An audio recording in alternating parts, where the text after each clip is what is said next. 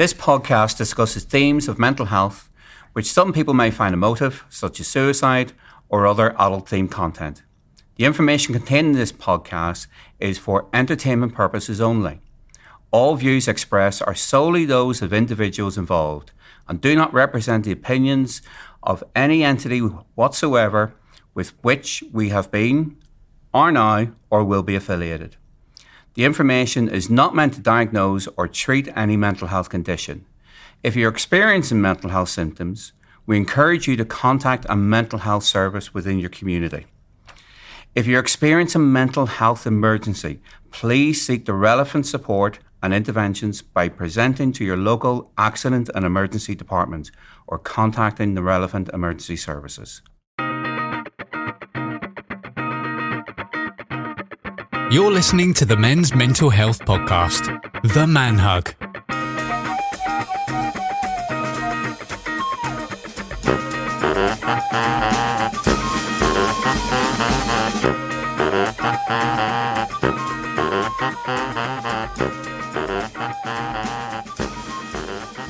Welcome to The Man Hug, the monthly men's mental health podcast. I'm Dean McShane. I'm Dan Cooper. I'm Ian Pearce-Hayes. And I'm Conleth Kelly.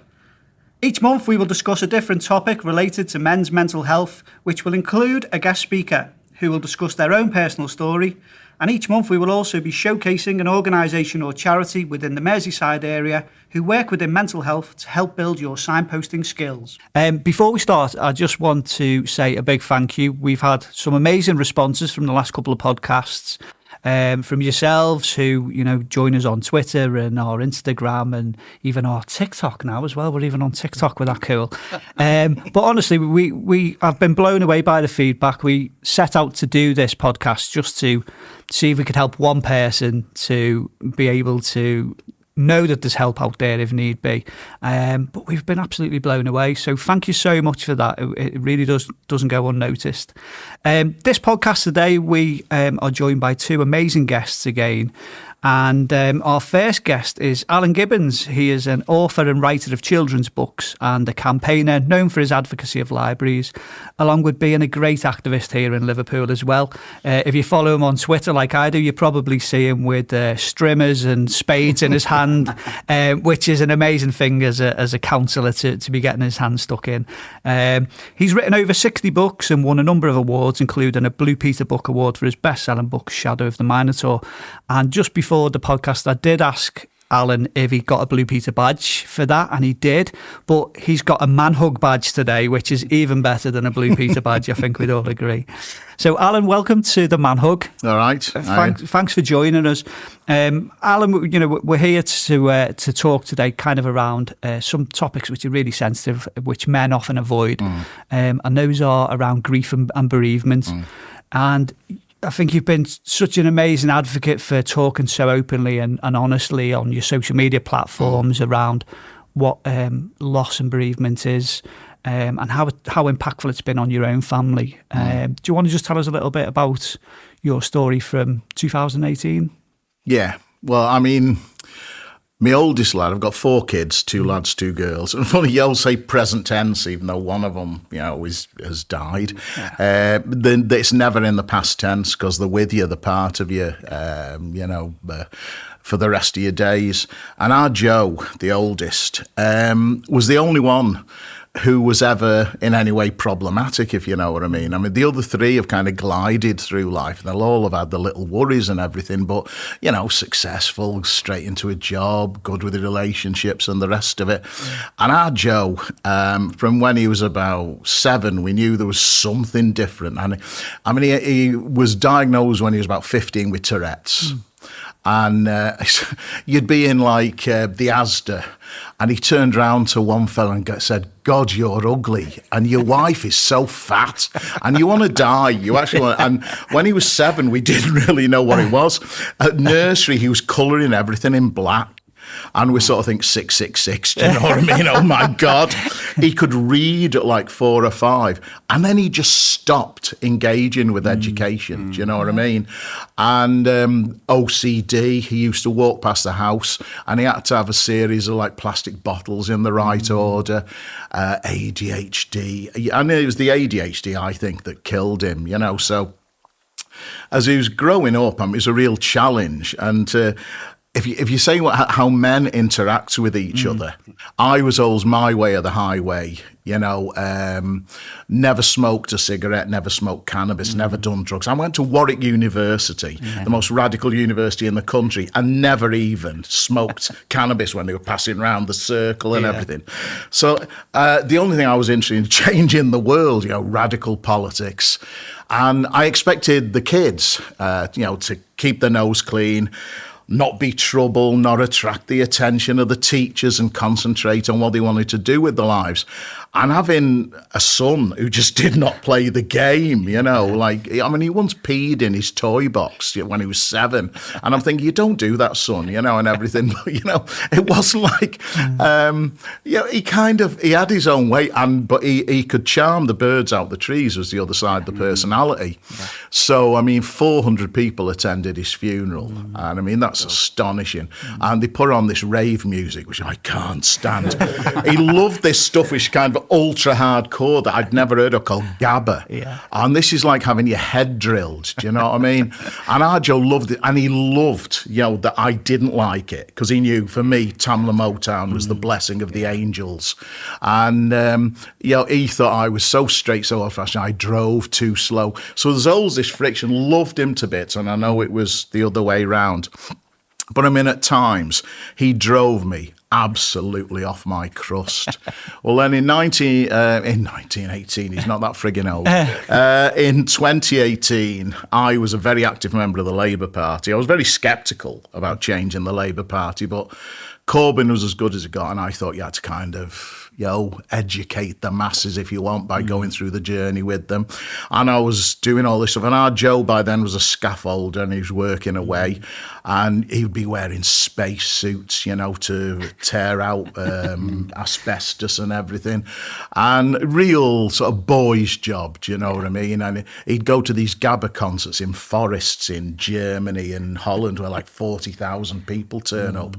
And he had a bunch of mates who were actually fantastic guys. But the other side, if you want, of manhood to me, you know, all your manual workers. I mean, my dad worked in a toilet factory, you know, and my mum worked like as a home help in chemical factories.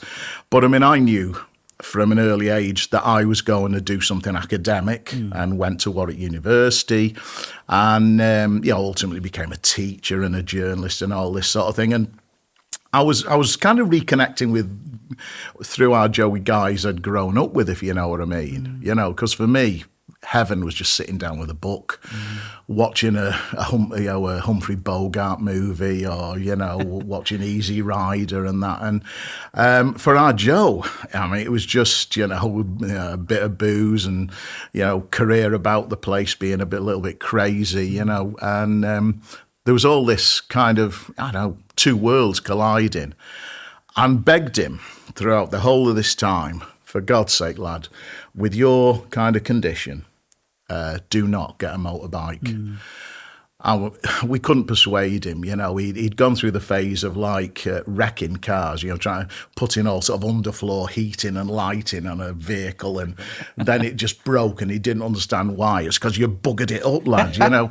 And then he gets this motorbike, and he was going to work September the 13th, 2018, and a driver, Polish driver, you know, not familiar with the road setup, made a mistake, and our Joe was careering along at far too high a speed, like, say, ADHD, compulsive behaviour, and the two of them collided, and Joe was dead on the spot.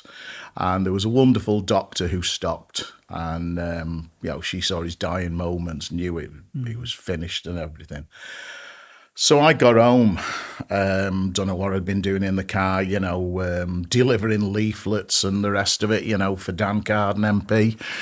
And I got to the top of our street and I saw these two coppers looking through the window. I freaking knew it straight away, you know, just knew. I knew it'd be Joe. And I remember him saying to me, you know what, Dad, I probably will, like, kill myself on the motorbike, like you're always warning us.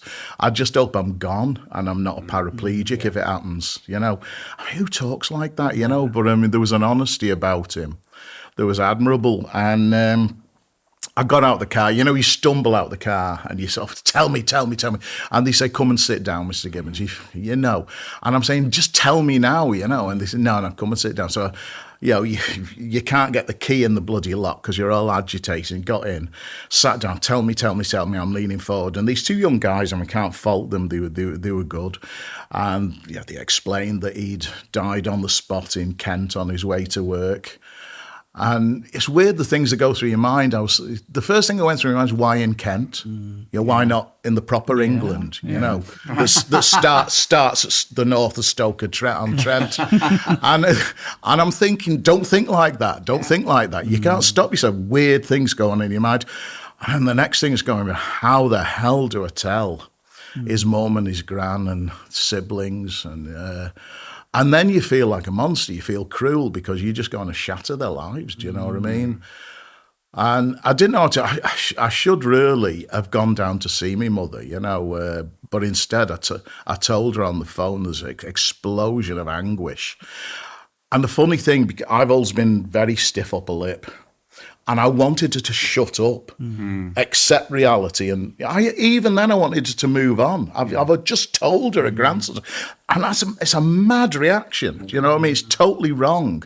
But it's like my dad used to slap me if I cried when I was a kid. And so, like, you kind of cauterize emotions. And so I've always wanted to push away, like grief, emotion, just shove it away. And then I phoned up my wife. And she was at my mother-in-law, so I'll come round to Maisie's.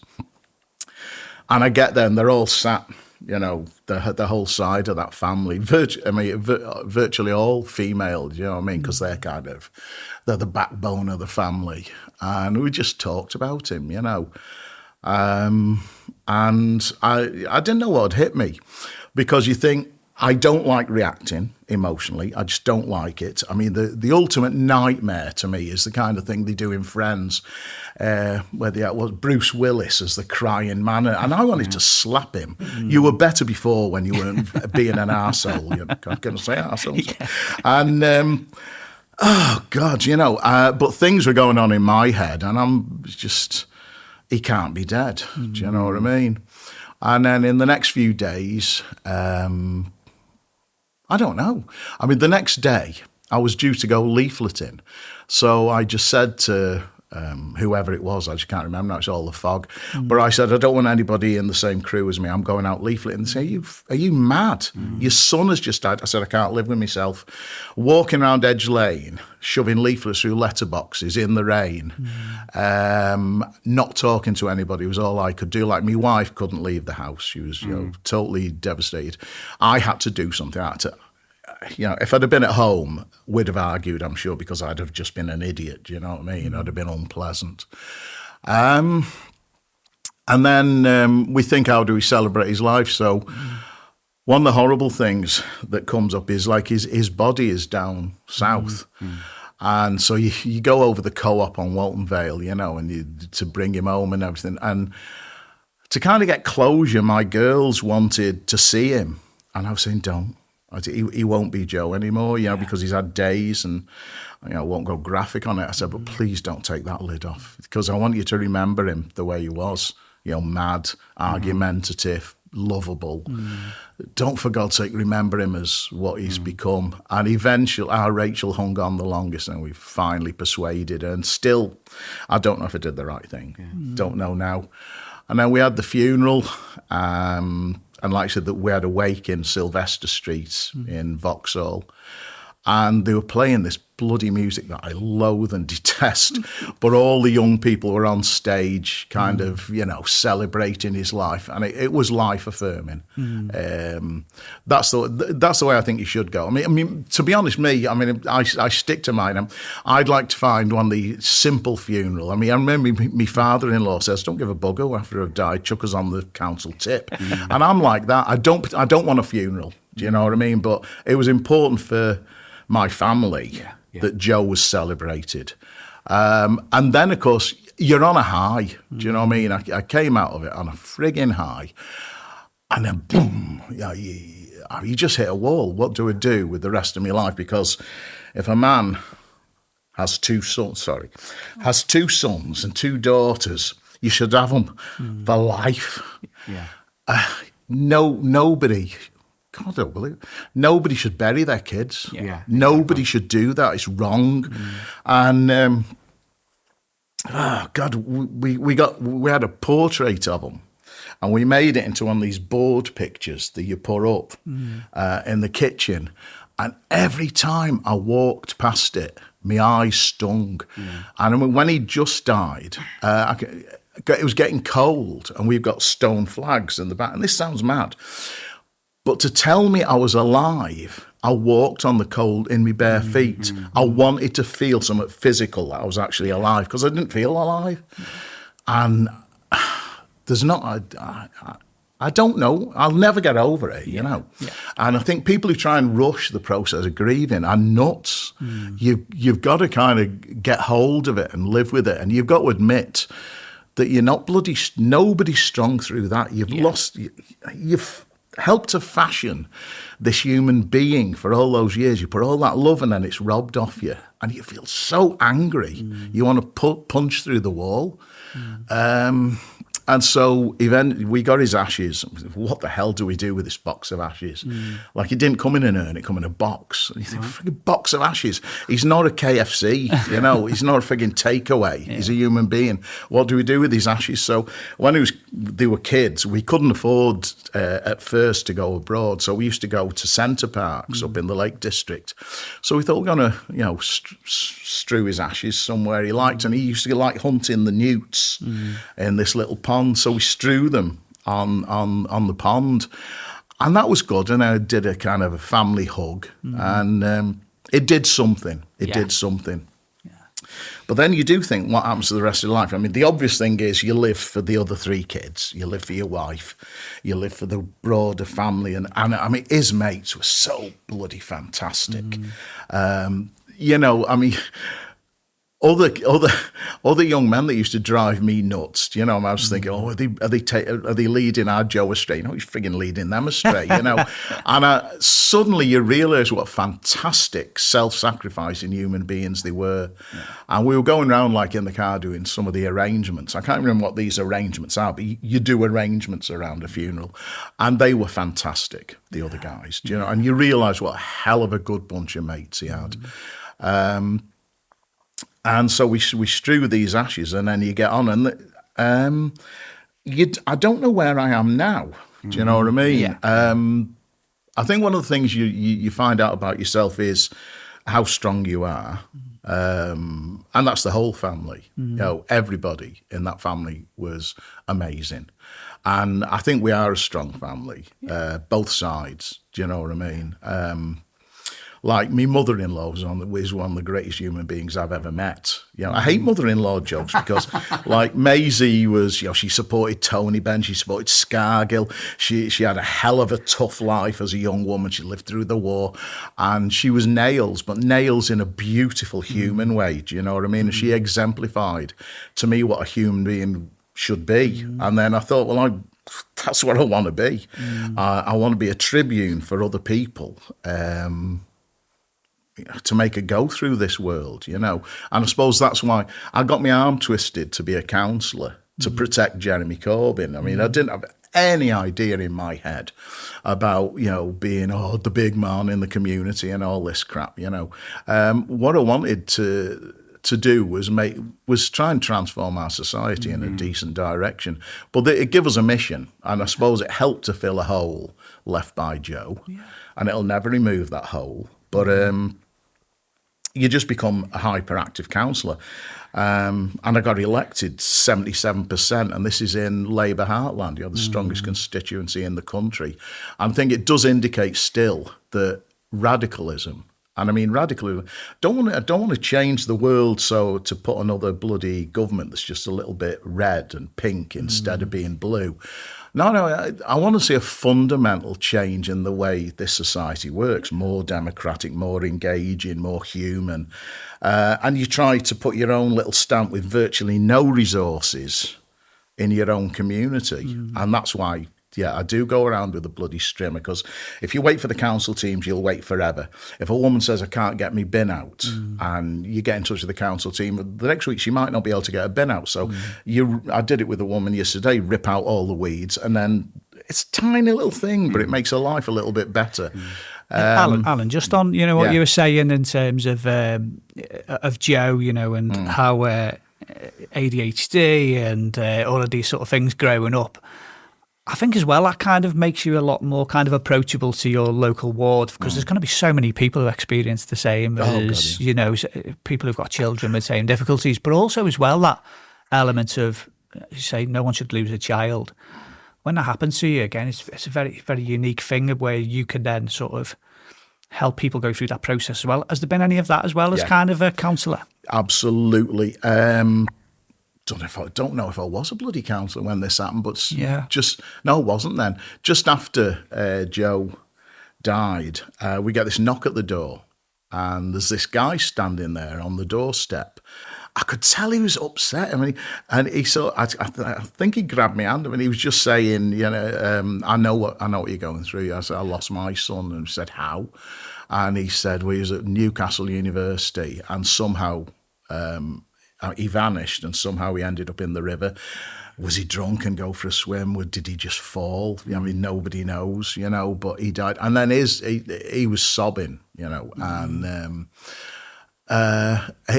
it was just a chance for him to unburden himself with somebody different who knew it, who felt it. And we got to, and now I'm great friends, him and his wife and everything.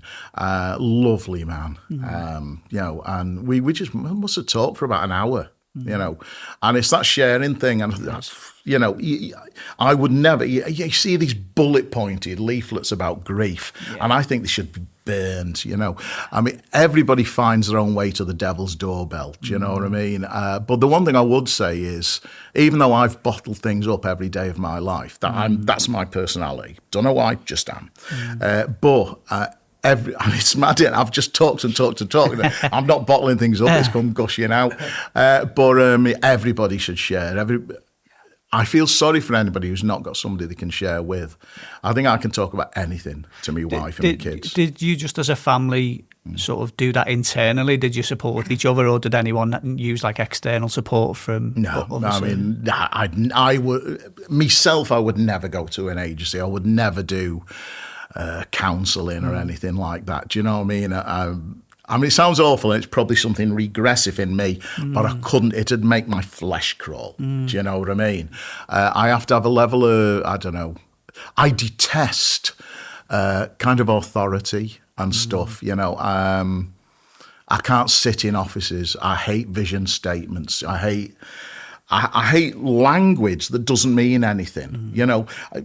I don't want somebody to write a sentence very carefully calibrated to say something's wrong. I want to say it's a load of bollocks. Do you know what I mean? So I couldn't do that. And I don't think anybody in my family could, but we talk to each other. And sometimes you just don't want to talk, Yeah, so I'm just pointing my finger just whenever you actually say that. And because, as you said, burn a child, to me, it's against the law. It's a sin. It shouldn't actually happen. I've actually had 2 family members who've actually had to do that. And it's just traumatic, whatever. But, we've all, in some shape or form, have experienced grief and things like that, whatever. But it's just, like, was it last night or the night before? It was lovely. We just had a meal. We just sat there. There was myself and my wife. My daughter was there as well. And we must have sat there after tea talking for about an hour and a half. Yeah. And that's what just those things. And to me, food's a really important thing. Yeah. Doing that, just that socializing together, whatever.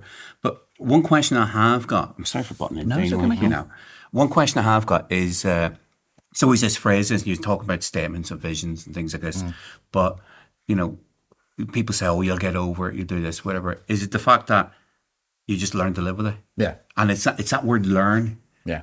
You know, I think that's the important thing, learning what to do. You learn to live with it. I do think it's important. There's some way you get it off your chest, whether you verbalise or whether you go out and scream into the wind. I don't know what it is. But there's a great film that I love it called Glory with Morgan Freeman and Denzel Washington. And this one scene before they go into battle and they testify and they tell the stories. If you don't tell your stories, it fucking rots inside you. Yeah. It just rots away inside you. And there is this thing. I mean, there's a lot of men who do share. You know, people overdo this song about, you know, women share, men don't. I think it's far more complex than that. But there are a lot of men who find it, even now, when they're encouraged to find it really difficult to talk. And if you don't talk, the only thing that's talking to you is your grief. And it'll eat away at you. I think that's going to be our tagline, to be honest, Alan. Yeah. It's something that we, every podcast, keep going back. And that's why we're doing this podcast, really, is because we know men aren't the greatest talkers, really. So when you have, you know, been able to kind of talk about it, how does it kind of help yourself? Do you feel like it's like a valve where you're just like off-letting or... Yeah. I have to verbalise everything because, like I said, I was a writer. I wrote loads of poems at the time to get, and it's just funny because I'd written about 10 poems, you know, stuck them on Facebook. I don't know why, just people want to listen to my blather. But then Pauline said, "That's enough." That's enough. And I didn't write another one, and she was right. Yeah. Get it off your chest, vent, walk on. Yeah. You know. Yeah. And I mean, I'm not a Liverpool fan, but I mean, God, I mean, yeah, when I was still grieving, I put on the video of the original Carousel, you know, You Never Walk Alone. And the guy stood there because he's a ghost and everything in his dark clothes and everything. Oh, God almighty. It was like a cutlass going through me. And I didn't cry, don't cry, you know. Sometimes I swallow, you know. Do you know that feeling, you know? I've got to eat this thing back into me throat, you know. But I mean, I'm a baby. I'm far more emotive in that way, I think, than me wife, you know. She's much more practical than me. I'm much more level-headed. But, you know, I do find, if you find the right piece of music, the right film, that is a good one, you know. Yeah. It could Carousel, because every time I see that, it gets me there. Yeah. I think of my own father. Can I just ask you, how did your 3 children respond? Did they respond in different ways? Did they? Can you explain how they dealt with the? Yeah. Like Robbie was big buds, you know, like male buds with Joe and Loie. It drove him mad. I mean, they shared a room when they were kids. And the funniest one I always remember was like Robbie was in the bottom bunk and Joe was in the top bunk. And Joe was grumbling, groaning, had a tummy bug. And Robbie leaned out. He was only a little kid. And Joe threw up on him. And you know what? When you walk in, I should comfort this little boy, your little toddler. And I couldn't help myself. I said, "Hey, Joe, I don't remember you eating that." I mean, you know, and Robbie was I think devastated and everything, but he knew Joe's mates really well and they'd been to gigs together and everything, so you get that bit of bonds in there. And the girls were really upset because I mean it's Big Brother and everything, you know, and I think they had this thing about wanting him back one last time, and that's why they wanted to see the casket open.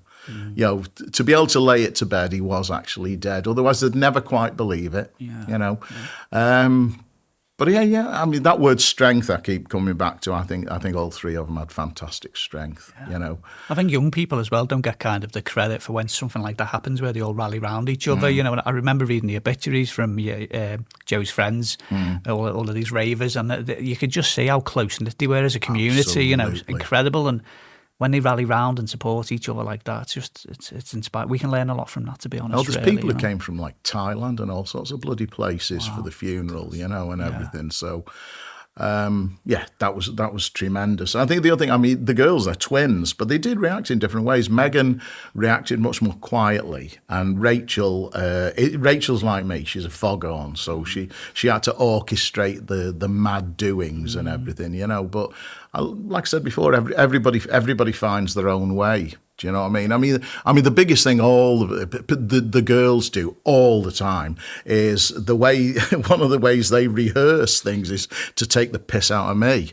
They set me off like, oh God, Rachel sits in a cardboard box in the living room, and Megan records it, and they call us in and say, oh, the pram's arrived, and everything, and I'm stood like a freaking idiot, and suddenly she bounces out, and I still jump. I know it's coming. I know she's in that bloody box, But I just think that sort of anarchic doings is really good for you. Is really good for you. If I didn't have people to fall back on, I don't know what I'd do. And I suppose like the point where we always get someone in with this lived experience is to kind of offer any advice, really. So, there's men listening at the moment who are going through bereavement and grief. What would you sort of advise to them? I mean, the biggest thing is what I've said all along is find somebody you can share it with. I mean, don't wear them down. You say their eyes flick, you stop. Yeah. Do you know what I mean?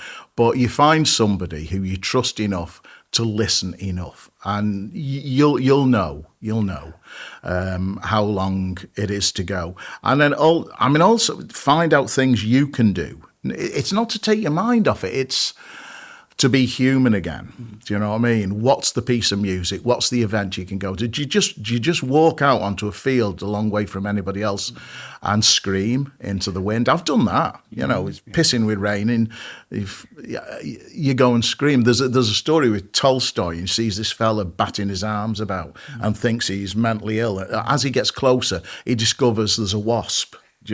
And sometimes you don't understand something till you get close to it. Do you know what I mean?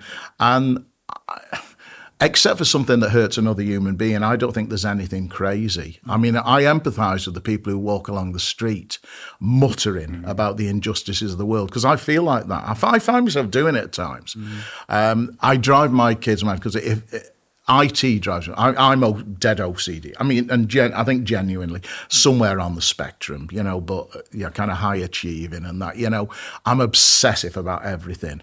And if inanimate objects won't work, I'm unlivable. I'm just crashing around the house going, this bloody computer, log on, Liverpool City Council computers are the most frustrating thing on earth. You have to log in about 8 times and it just drives you mad.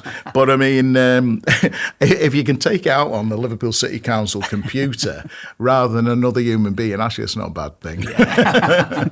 I think the most important thing, is just seeing how your face lights up when you're talking about these happy memories, and I think that's a really important thing, isn't it? Is you say, celebrating a life and reliving these moments through conversation. It's so important.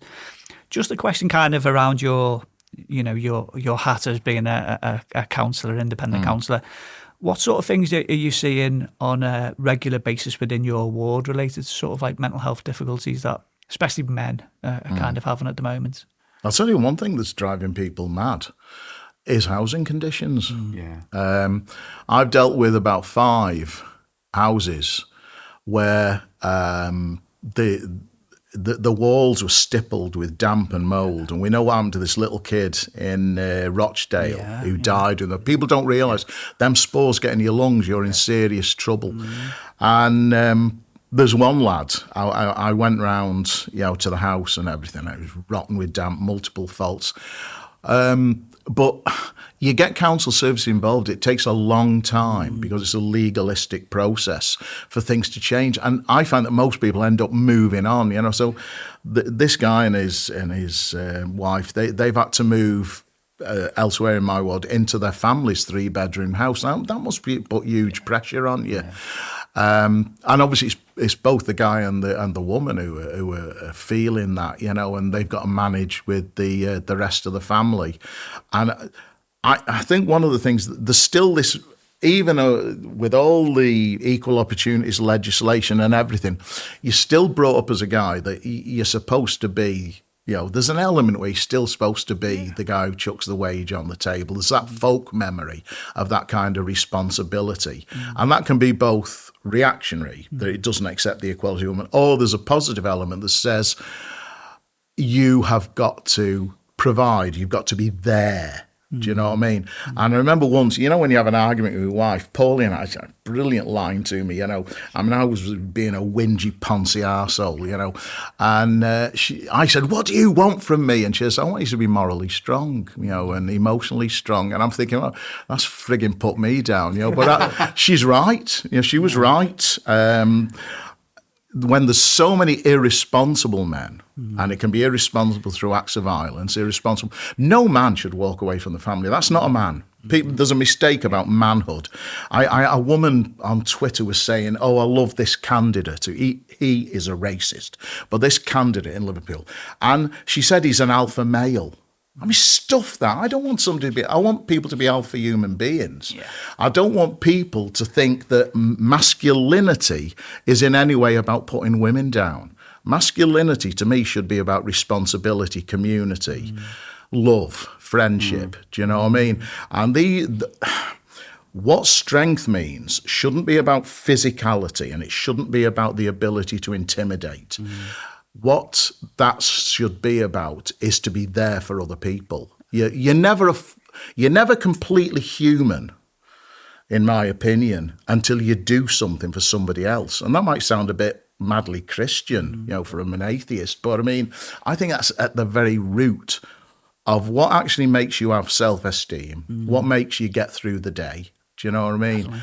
If somebody else trusts you, that is the best feeling in the world, absolute best feeling in the world. Definitely. I think you're speaking to converted here because we're all nurses. So That was the last time I seen Alan was on the picket line for the nurses a couple of months ago. The best of the NHS shows it. My old fella had been a racist most of his life. Do you know what I mean? I used to have furious arguments with him. When he died at 84, he was in Leighton Hospital in Crewe. And a Ghanaian nurse held his hand. My dad had already departed from racism because Nigel Farage come on the telly and he says, look at that racist bastard. And I was thinking, I've won. Hell, I've won, Dad, And we'd gone home, me and my mum, and he died in the early hours of the morning, this Ghanaian nurse held his hand. And I thought was one of the most beautiful bloody things that he had got this racist bacillus out of his soul that empire and everything had created in this man. And it was somebody, from what would have been called the empire once, or the Commonwealth, but now an independent African country, who'd come to this country, enriched it, because immigration enriches, and guided him, whatever you believe in, to his maker, or to me, the void, the abyss. I don't care, the switch off. That's fantastic. Yeah. That's fantastic. That's as good as it gets, These are all such wise words. I think we're going to have to get you on more regularly, to be honest. Be one of our new... I don't think I'm wise. One of our new co-hosts. Well, Alan, thanks so much. No problem. We massively appreciate how difficult it is to talk about this, but I really think this is going to make a difference to a lot of people who are listening as well. Yeah, definitely, incredibly powerful. I think we're going to take a short break because we're going to have a big man hug ourselves now. I think we all need it. And then after this short break, where me and my lovely co-hosts are going to get together and we're going to have a little chat as well.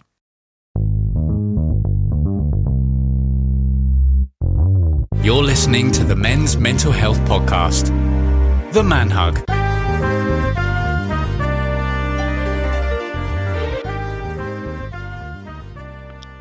Okay, it's that part of the podcast now where us, the co-hosts, will have a chat about today's theme. And what an incredible first speaker we had there with Alan. It was so powerful just to hear his story and how him and his family have, been able to come together after such a tragedy. So everyone deals with grief after the death of a loved one, and this emotion can become overwhelming and debilitating in numerous ways. Few of us will make it through life without losing someone we love. And I've always liked that line in the Flaming Lips track, Do You Realise? It says, do you realise that everyone you know someday will die? And I think it's really poignant because it hits home really that it's part of life, you know. It's a sad thing, but it is part of life. So what happens to the brain? You know, I love a bit of brain talk. Well, this response engages the fight or flight mechanism, which increases blood pressure and heart rate and releases specific hormones. Grief and loss affect the brain and body in many different ways. They can cause changes in memory, behaviour, sleep, body function, even affecting the immune system as well as the heart. We often find as well that, you know, simple tasks that we would normally do become a lot more difficult. In terms of neurobiological mechanisms, it appears that both depression and grief may share lower levels of serotonin brain activity. So grief affects the human limbic system by disrupting certain brain chemicals, for example, serotonin and dopamine.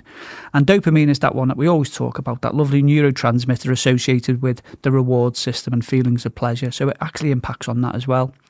Grief can rewire our brain in a way that worsens memory, cognition and concentration. So you might feel very spacey, forgetful or unable to make good decisions. So I'm going to hand you over to Conleth now. Okay, cheers for that, Dean. Well, a couple of things I actually found out regarding some of the statistics around grief, particularly with men. The Sue Ryder organisation, they've actually done some research with regards to it. And do men cope with it? Well, yeah, actually do cope with it. The problem is it may not be healthy.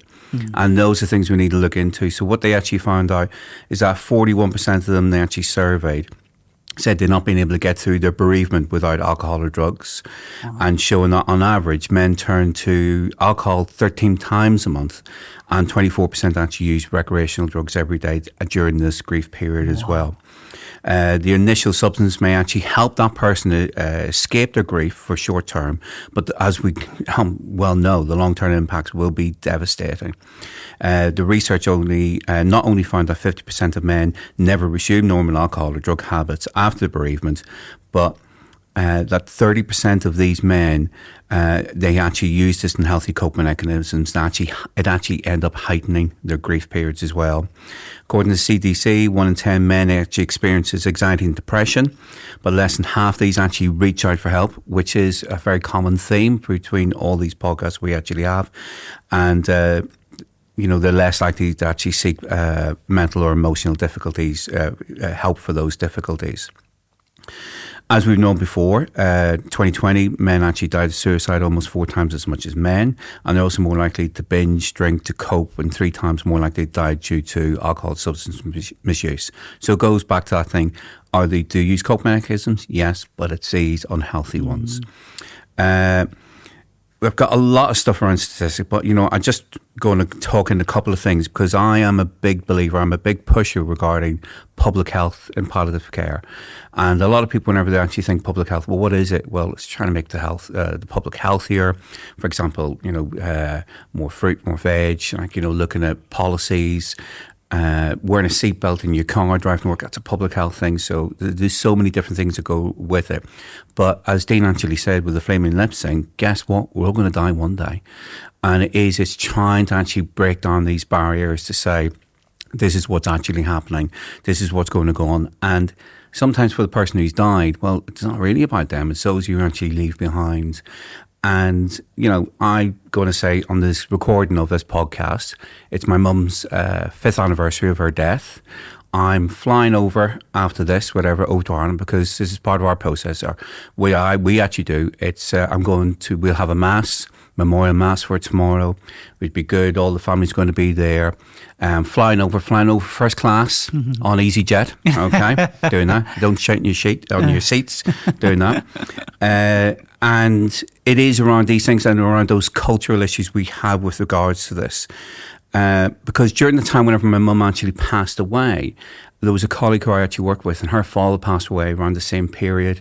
I was back at work within a week, you know, whereas my colleague was still not in work for maybe about 4 or 5 weeks, 6 weeks maybe afterwards. So I'm not actually going, oh, I cope with it better than she did. But my daughter actually pointed out to me, going, but Dad, you know, you've buried Grandma.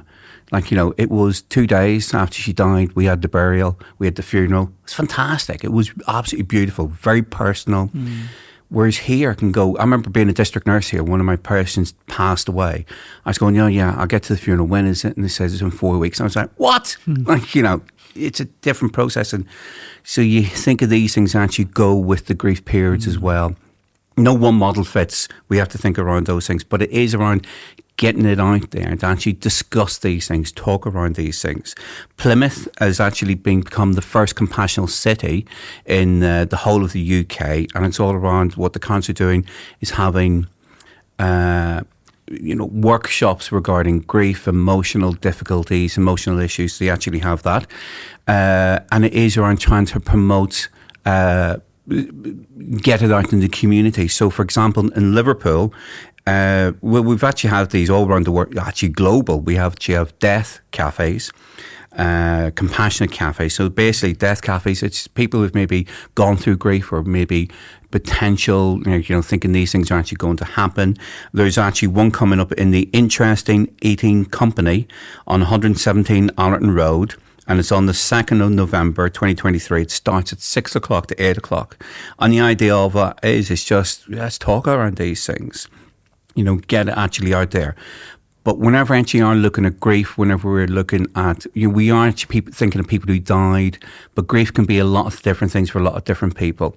Last night, I have to admit, just by chance, I watched the film, don't know if you've already seen it, The Almond and the Seahorse. Filmed in the best place, New Brighton. All the best people live in New Brighton.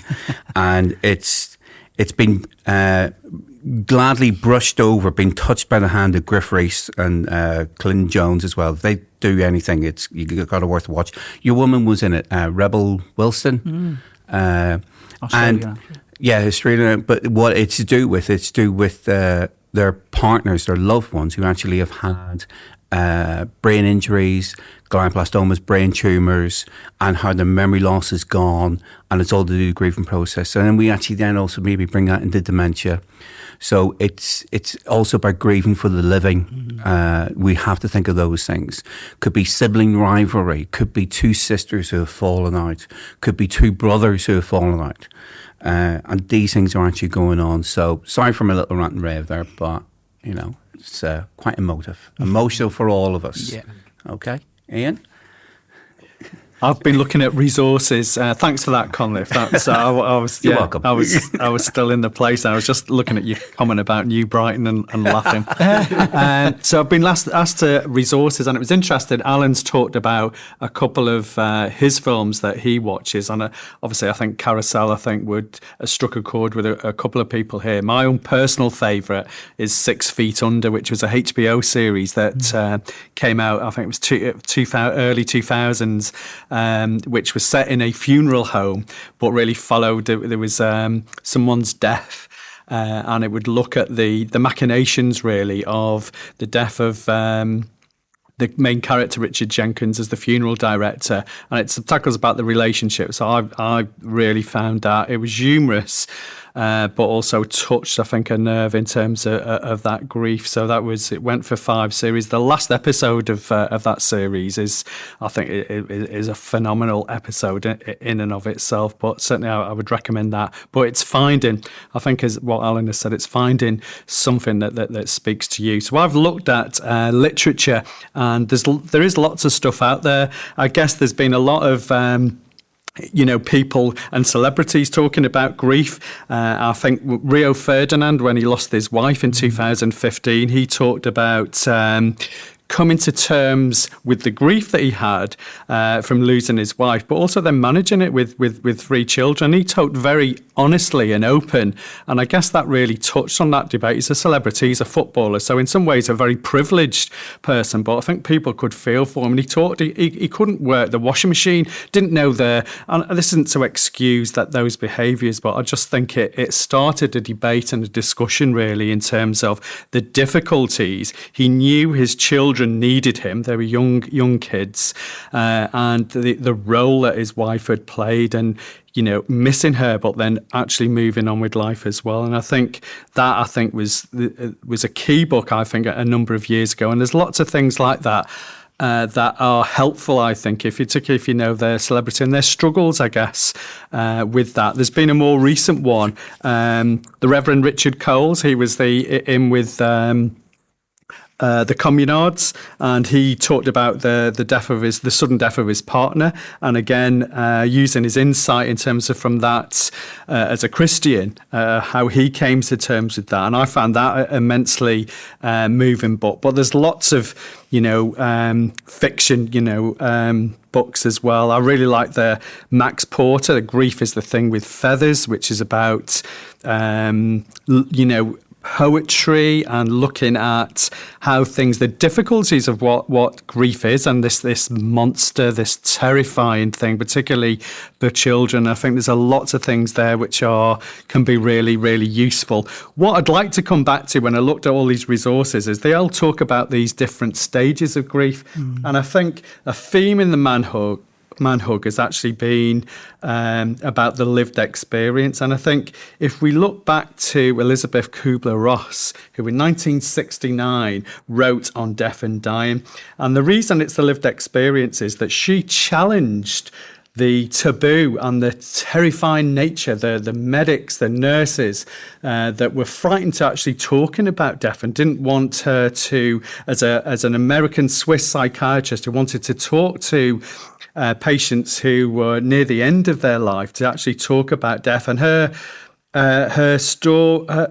book is really about telling the stories. What she says, it's not a model, although models have actually been developed from it, but it's actually about telling the stories of patients who shared their agonies, their expectations, the frustrations, and does not shine away from the hopelessly sick. She used it for doctors, nurses, health professionals to understand patients' experience, but it's become useful. And it's interesting hearing Alan, who said that, in terms of that he wouldn't actually approached a model or counselling, but again, actually talked about the anger that he felt.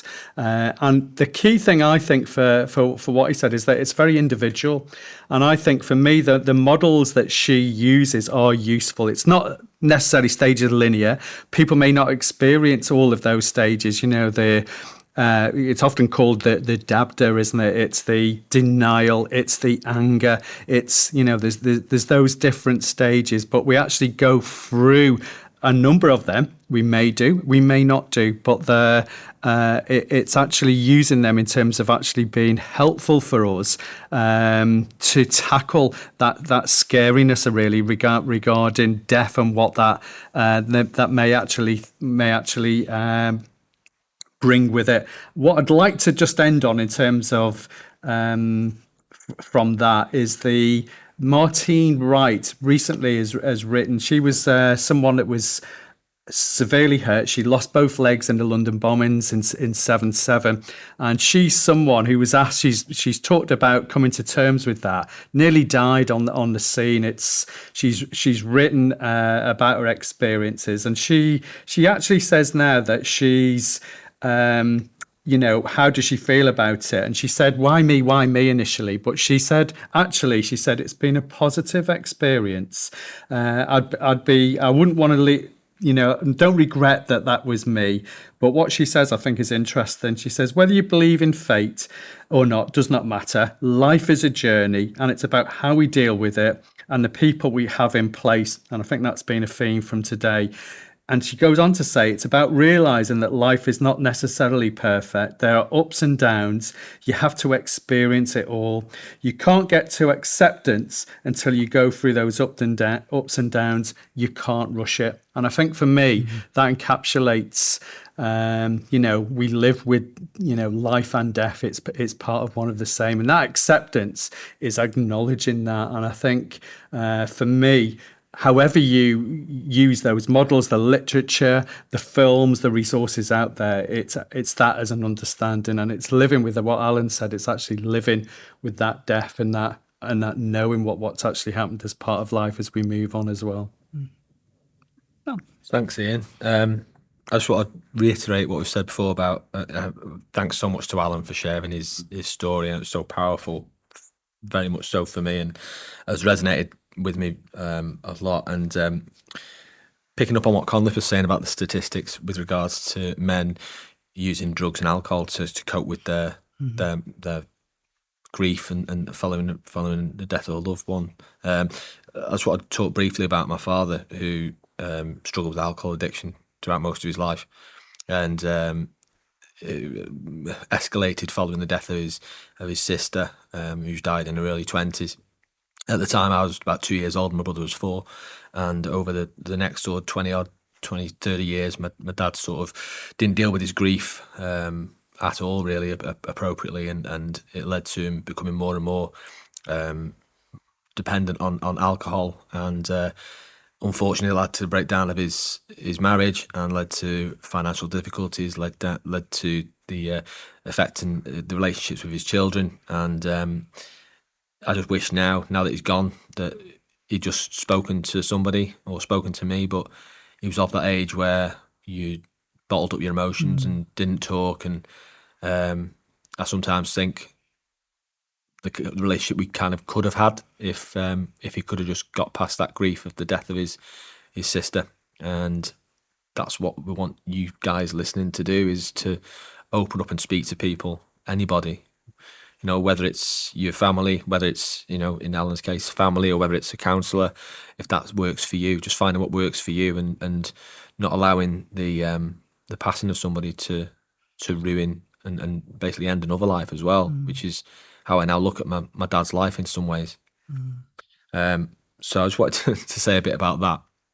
And then I've just been having a look at some websites. Dean sent us some links earlier on in the week, so I've just been having a look, and I suppose what I've just been saying is sort of resonates with some of the messages that were on these websites. I was looking at the Cruise bereavement support website, and there's some quotes on there. They're probably like the biggest charity on the Cruise, the national bereavement charity Cruise. Yeah, there's some quotes on there, and there's other websites as well that I was looking at. And one of the quotes was sort of, men want to support others and don't deal with their own grief, and then that manifests. And it says manifests into rage, depression, disconnect, and resentment. I'd probably say that throughout my dad's life, he experienced all of those at one time or another, or multiple of those. Then another quote, sort of, we are conditioned from an early age as males to man up, and we've said this before, haven't we? And we're afraid in many cases to show emotion. As we keep saying, it's so important that we are able to talk, we are able to show our emotions, and that's why we're here as a group, trying to force this message of breaking down the stigma. I'll just finish off by, I know this is more Ian's bag of films and books, but from reading, I saw on the Marie Curie website that a program that is really great with regards to the grief in men dealing with grief is Afterlife with Ricky Gervais. I've seen that series myself, and it's hilarious in places, but it's so emotional and emotive in other places. If you haven't watched it, and you're perhaps struggling with grief, or you just like to have a laugh, I suppose, it's such a good comedy as well. It's written in such an intelligent way that you can see the pain that the main character is going through. He's not only dealing with the grief of losing his wife through cancer, but he's also dealing with the grief of his dad, who's got dementia and is slipping away in front of his eyes. And it's just an excellent portrayal of how men use comedy or use the different ways of dealing with the stress, anxiety that grief offers. If you were thinking of watching something related to the subject that we're discussing today, then Afterlife with Ricky Gervais on Netflix, it's a really good watch. And then just to finish, some quick highlights, some charities locally to Liverpool and nationally. So the Good Grief Trust is local in Liverpool. If you can just Google the Good Grief Trust. Liverpool Bereavement Services, you can contact them as well by just Googling them. Strongmen.org.uk is more of a national thing, and then our good old friend Mind.org.uk, who we promote every single week, it seems, because they're just so good at supporting mental health in men and in so many different ways. So I think that's me done for today, and amazing. Can't wait for next time. Thanks so much, chap. So just after this short break, we're going to be joined by Andy Noon of James's Place. You're listening to the Men's Mental Health Podcast, The Man Hug.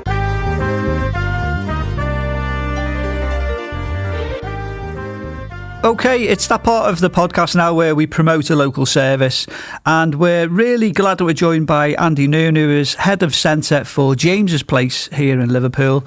He is also a registered mental health nurse and a self-confessed Evertonian as well, so we'll try not to talk too much about that.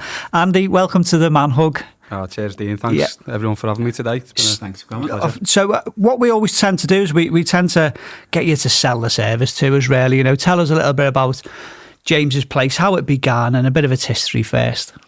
Yeah, so James's Place is a charity that's based in Liverpool and London. As it stands, we've got plans to expand into other areas.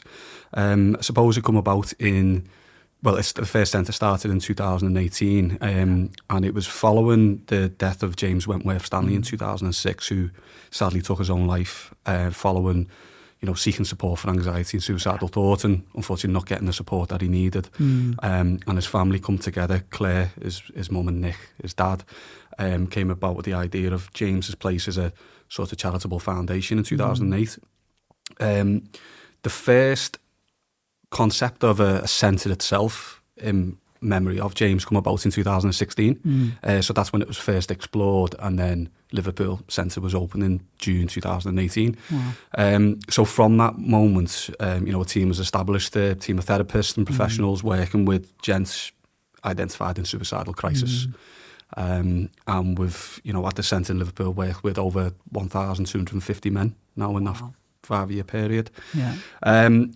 It was so much of a success, and the sort of data evidenced everything that we'd done. So much of a success that we were able to open up in London, with our centre first opened in 2021, and going live in 2022 with over 250 men accessing the support there as well, completely free support. And again now looking to expand into Newcastle, which is going to be the end of this year, and Birmingham and Bristol as well. So the idea behind that is, half the men in the country are going to be within travel distance of a James's Place centre, where they can engage in free therapy, if they're in a suicidal crisis, that intense moment in their life. Yeah. So just on that then, how is it that people access and at what point are they accessing it? So there's usually 3 ways that we sort of get the information about the men that we're going to be working with. Professional referrals is probably our biggest referral source. So we work very closely with the local A&Es. We work with the local crisis team. We work with universities, establishing them partnerships, supporting students with the wellbeing teams, and professionals working out in GP surgeries as well. That's really important for us to have them relationships, for them to be able to identify when someone's in a suicidal crisis and know how to make that referral to us. We accept self-referrals as well. So we make sure that if someone identifies themselves, that, it takes a lot for someone to do that. So we appreciate that someone's writing that sort of referral. They feel that they really need that support. And we also take referrals as well from friends and family members, which is great.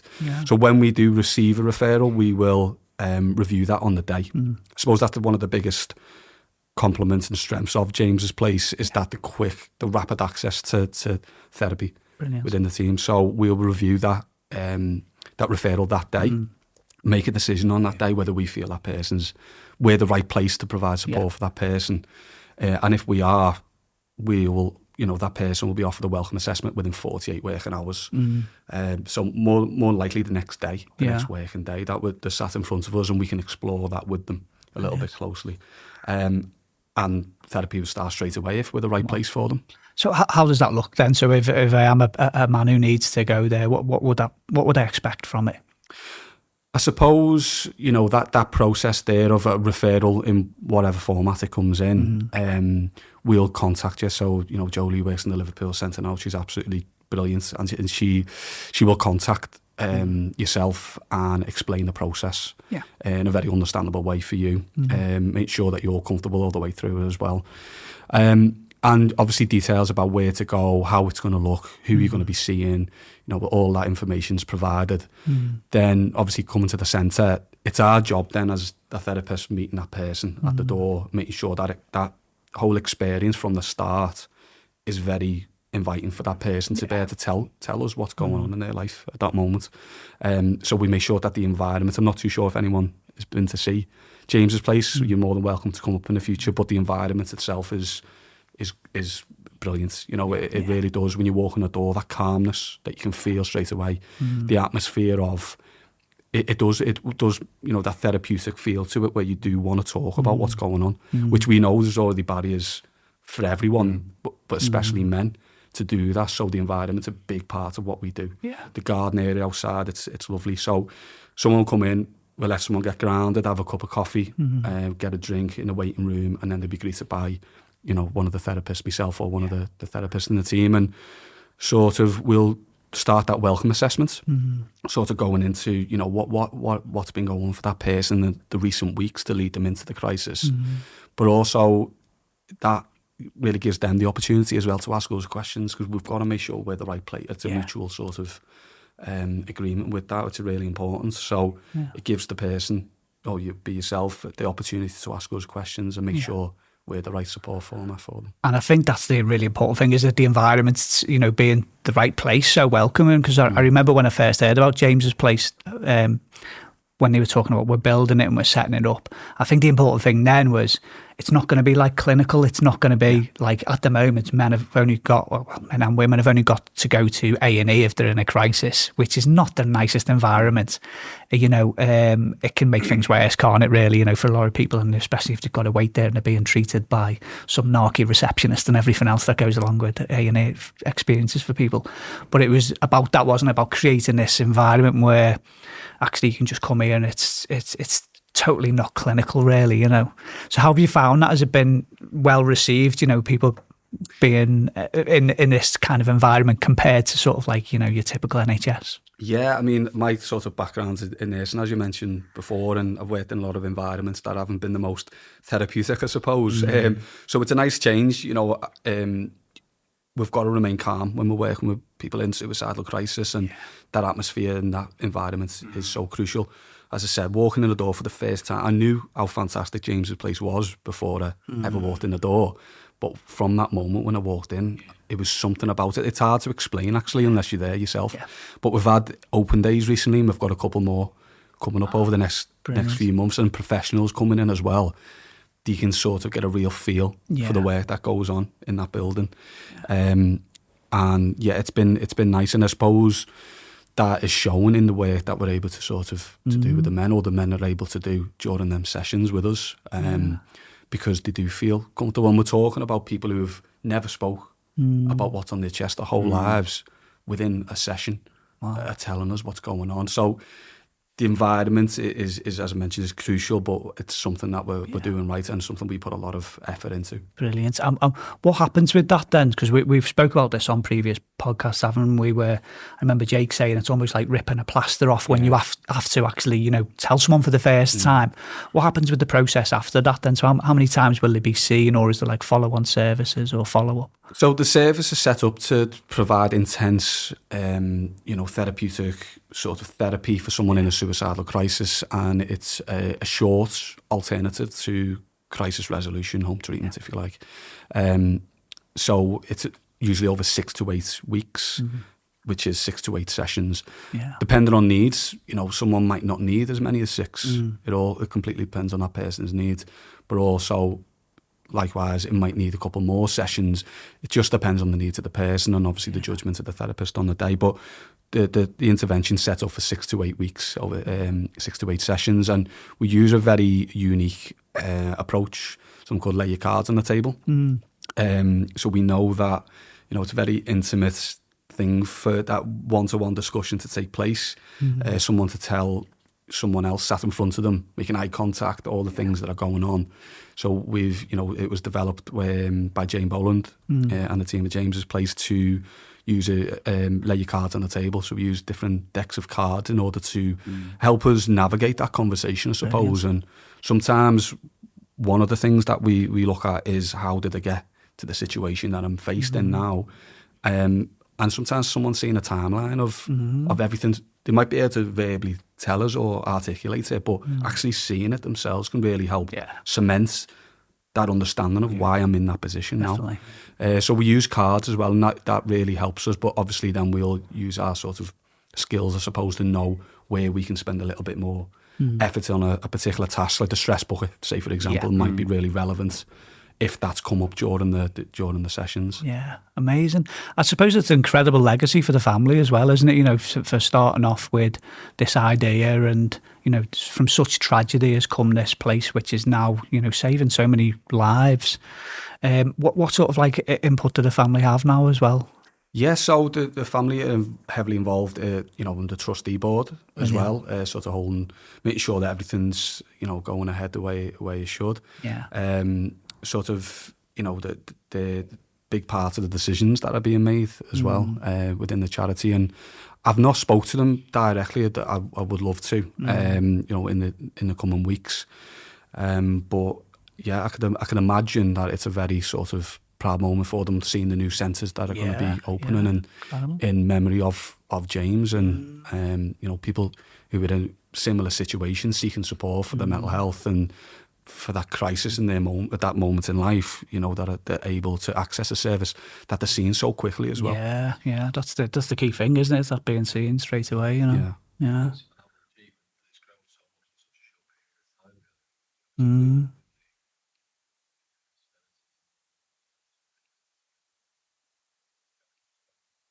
Strength to strength. Yeah.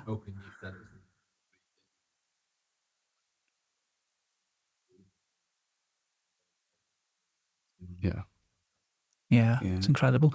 And you mentioned as well, you know, about men coming sort of like this crisis and a suicidal crisis.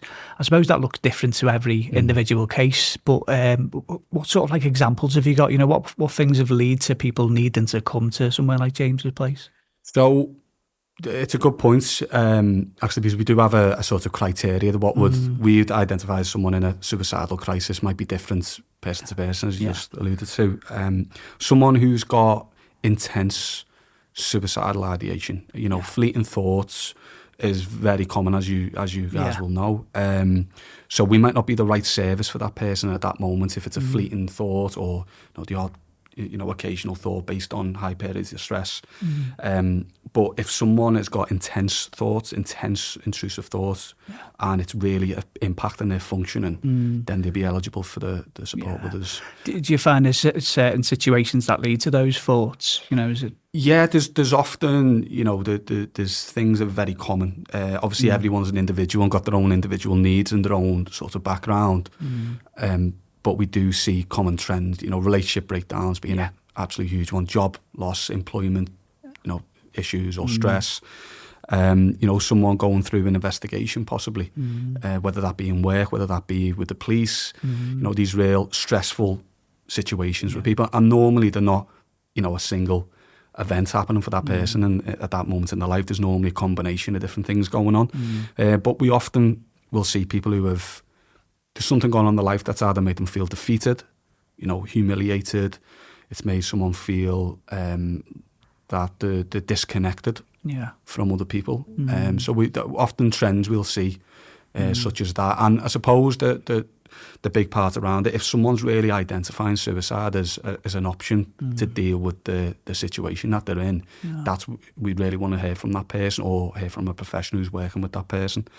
I suppose someone who's recently made an attempt to take their own life, that's obviously elevated sort of crisis for that person and at that point of their life. So we want to hear from that person then as well. And if someone's made plans, or someone's really considering these options, you know, have a look on the website and make that referral form. It's really important that, you know, you get in contact with us and we can contact you within the same day, same working day.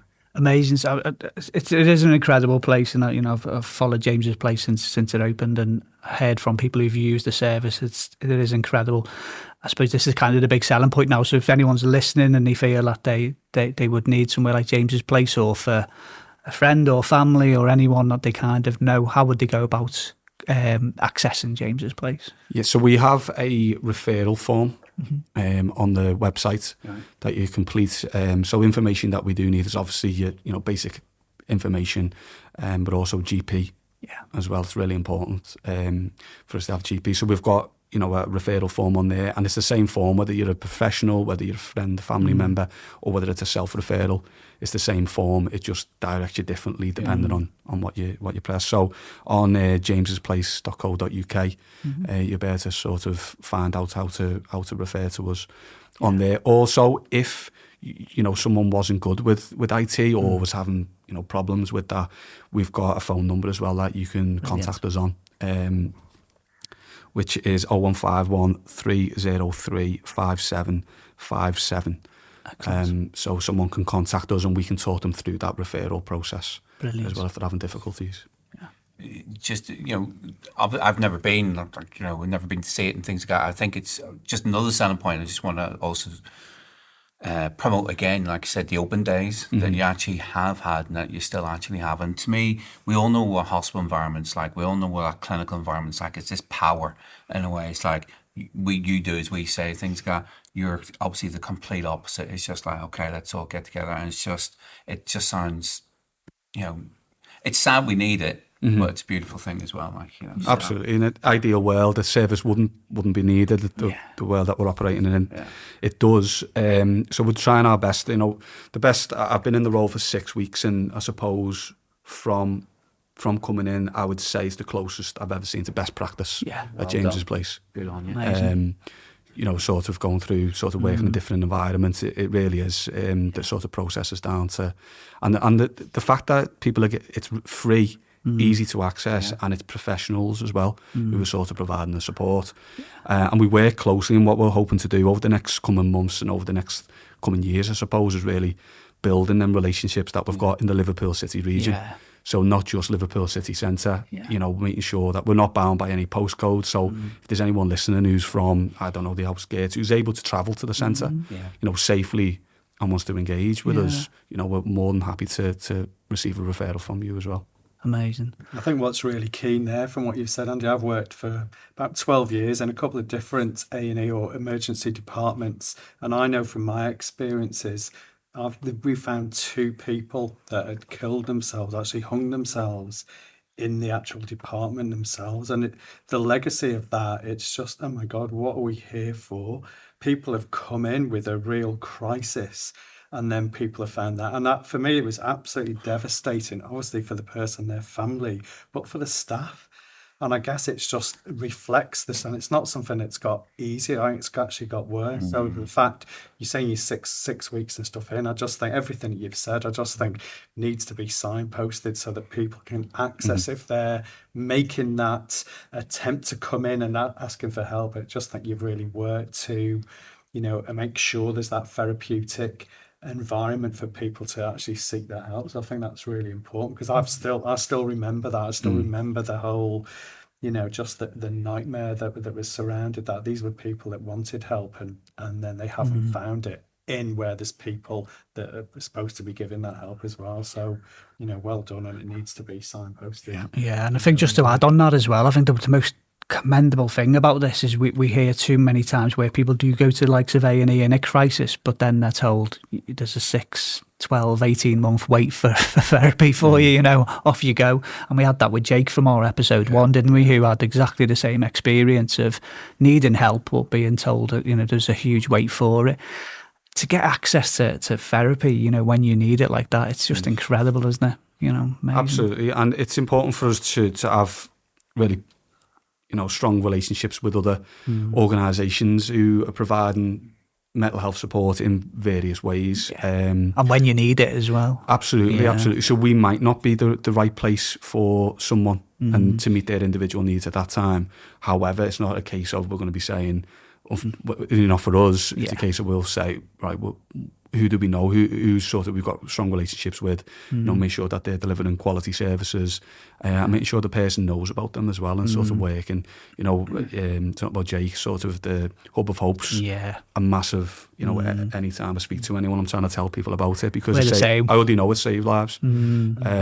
So it's a great resource, and just make sure, because the person, I think sometimes I'm guilty of it myself, working in mental health, working in healthcare, you sort of you assume people know things, and we're talking to people who've never talked openly about mental health, never been in this sort of space or arena, You know, they might not know about the local services that are on the doorstep. I know, but I can't assume that they know as well. So even just bringing that to their attention can be really helpful for someone. That's our biggest purpose here, isn't it? Yeah. To promote services available and to try and break down those barriers and that's why we have the Hub of Hope adverts for every single podcast, because as you just said, Andy, it's incredible and it's saving lives, isn't it? You know, we can't thank you enough for coming on, and the job you're doing at James Place, you and all of the staff's incredible. You know, it's an amazing place.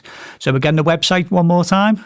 It's just bear with us. It's jamesesplace.org.uk/support if you wanted to go through right to the referral form. Brilliant. And for anyone as well, local services, organisations, charities, anyone, link in with them as well, because we know, don't we, that if we build these networks, it only strengthens, and as you say, for them, smoother transitions and referrals to other places as well. But amazing. Thanks so much for coming on, Andy. No problem. It's been a pleasure. Thanks for inviting me on today. Brilliant. Cheers, mate. If you or anybody else you know is struggling with their mental health, visit hubofhope.co.uk or download the app today and find local and national mental health support. Please make sure that you follow us on Twitter. It's @TheManHug. Thanks for tuning in, and we will see you next month.